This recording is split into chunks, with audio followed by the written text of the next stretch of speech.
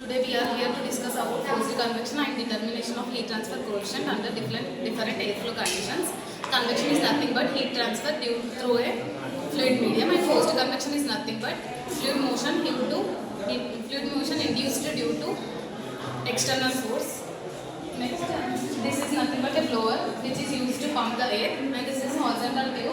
This is test section in which 6 thermocouples are placed, and another thermocouple is at inlet and another is at outlet. This is orifice meter which is used to calculate the flow rate and velocity of the fluid, and manometer is used to calculate the pressure difference across through the orifice meter. Air does through the blower, and the gas is passes into this pipe and enters to the test section.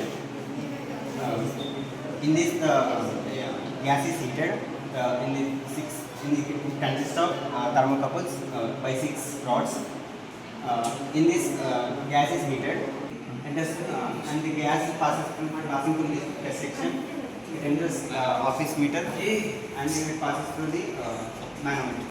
And when we on the power, we mainly on the switches. So we can see the voltage and ampere. Voltage is said to be 100 volts and 1 ampere. So in this we can see the thermocouple temperature by adjusting by moving this. So for the forced convection, we will be considering a horizontal pipe. So we will be considering the diameter of the pipe and finding the area of the pipe. And after that, we will be finding orifice meter diameter and finding the area of the orifice. After that, we will be finding the discharge of air and mass flow rate and heat of air. So that heat transfer coefficient will be determining practically, and then for the theoretical heat transfer coefficient we will be finding Nusselt number. For finding the Nusselt number, we need to find Prandtl number, Reynolds number, and